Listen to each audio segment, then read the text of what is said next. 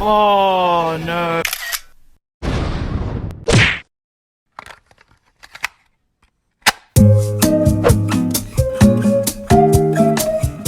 Hi friends, and welcome back to another week on my channel. I hope you're doing well.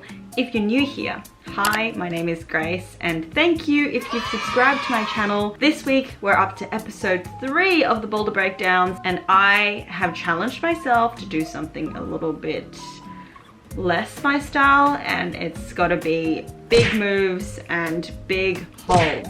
These hands, they ain't big. They do not like these types of holds. But anyway, at least they were all positive, and I had a great time challenging myself and getting on that climb. So without further ado, let's get right into this week's Boulder of the Week. Let's get right into it. This pink colored climb sits within the V2 to V4 range, coming from the same franchise of gyms mentioned previously in my other 9 degrees video. The style of this climb is powerful, which is very anti-Grace style since I'm all about that slab. Therefore, the skills needed are to have some power, endurance, and a little bit of spring. So let's break it down. This problem is set on a slightly inclined and overhung wall, broken up into 3 sections. This specific sector is called the prow, which apparently means the front of a ship, which I guess is what it looks like. It starts on the bottom right hand side, which is only slightly inclined, then moves into the steepest part of the wall in the middle that sits across an arête, ending high up on the left hand side. Pretty long of a climb, especially for someone like me with no stamina. The holds involved are all pretty nice, bigger than my preferred crimps, but definitely all have nice edges that one can latch onto. They are also all positively facing, which means no slopers. Yay! The solution to this boulder is pretty straightforward, which means it would require a focus on something else. And for me, that would be strength, endurance, and the power to stay on. So let's get on and see. The climb starts with a right-sided, almost undercling match, where I had to flag my right foot to stand up to the next crimpy left hold. The foot felt okay, but I did have to weight it a lot to avoid slipping when I was putting pressure on my left foot. After doing so, I went to the left first crimp and then swapped feet to the left jib and prepared myself for the first launch up to the hold above my right hand side. For me, this move was a bit dynamic, but it was a nice straightforward jump.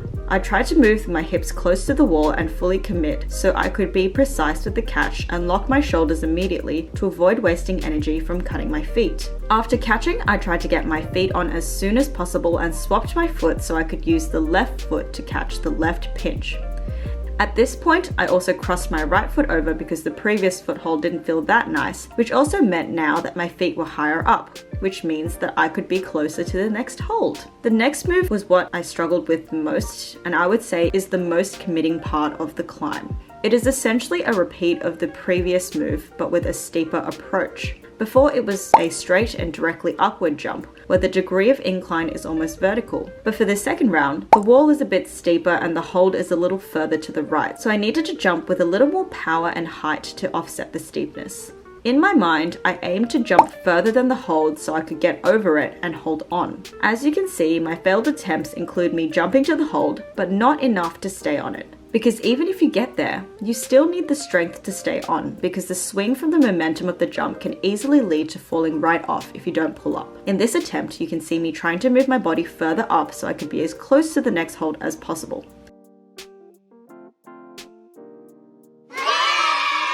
I catch it this time and tense everything to stay on. Luckily, the hold is pretty sharp on the edge, so I crimp it a little bit to lock it in. I then quickly swap my feet around so I can get my right heel hook up, because honestly, my right arm was not the happiest while holding my whole body weight on that point. This then put me in the perfect position to bump my right hand again to the next hole. This move was a tad risky, but it felt okay since my right foot was already feeling secure in its heel hook. The next move involved a pretty big swing over to the left jug on the other side of the arête. With all my limbs intact, I lunged left and caught that jug. Unfortunately though, I forgot to secure my left foot by heel hooking the left pinch. Definitely my biggest mistake here since I'm not that tall, and I had to cut yet again, which was super annoying for me since I wasted more energy trying to stay onto 2 holds hanging from my arms. After tensing everything to kill the swing, I heel hooked as soon as I could so I could take the pressure off my arms and sit over my hips to match the second last jug. I managed to swap feet a few times, which helped me get to the nicer body position to go for the last hold. And then I sent it.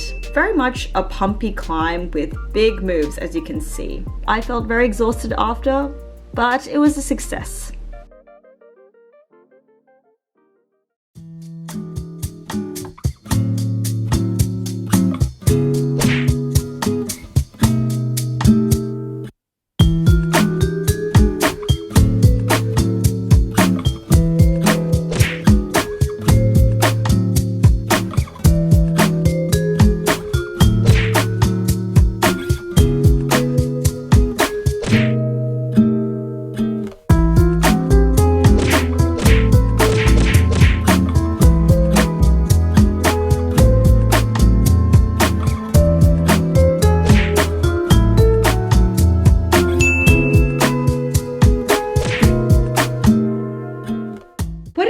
Think of that boulder. Was it something more suited to your style? Because it was definitely not my style. Alas, I tried it anyway, and it ended up being quite satisfying despite the amount of cutting that I had to do, because I do not like cutting. Give this video a thumbs up if you like cutting, because then I can see how many crazy people there are out there, / extremely strong people. Anyways, I hope you enjoyed this week's video. If you haven't had a chance to check out the other 2 videos of this series, check them out right now. I've actually created a nice little playlist that you can go, and hopefully over time it will have a bunch of videos that you can check out of the boulders that I have tried in the past. Anyways, hope you have a wonderful week, and I will see you in the next video. Goodbye! It's just a jump blow.